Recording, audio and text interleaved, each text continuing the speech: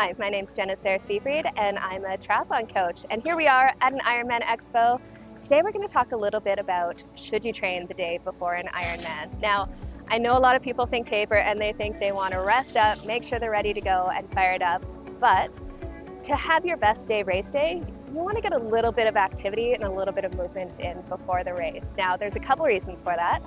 One, you want to make sure you hold on to that neuromuscular connection. So you spend some time resting completely, that connection between your brain and your muscles, it starts to degrade a little bit. That's why if you think about swimming, if you go a week without swimming, it feels like you've forgotten how to move entirely in the water. It's not that you've lost all that fitness, it's just that that connection has degraded a bit. So what we want to do is a little bit of swim, bike, and run the day before race day.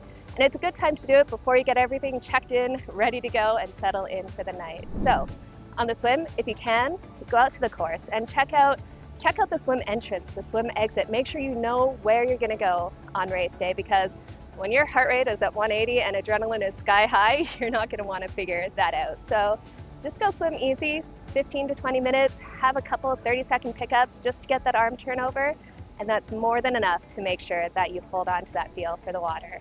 Now, when it comes to the bike, this is one you absolutely want to get on the day before race day, not only for a bit of that movement, but also to make sure that everything still works after the travel, especially if you've had to fly over to the race. So head out on the bike, make sure all your gear is working, everything's shifting properly, any batteries are charged if you've got electronic shifting.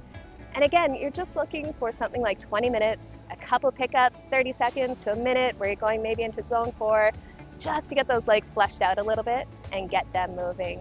And then make sure, on race day, one good tip, when you rack your bike, rack it in an easy gear. You don't want to be grinding that gear as you come out of transition. And then for the run, again, super short and easy. We're not looking to add any fatigue. You just want to get those legs turning over. So 30-second, 20-second pickups, getting that cadence moving, and just making sure your body is moving well. So those are the few things you want to do for movement before race day. Other than that, get everything checked in, get it done as early as you can so that you can spend the rest of the day with your feet up and getting mentally ready to go.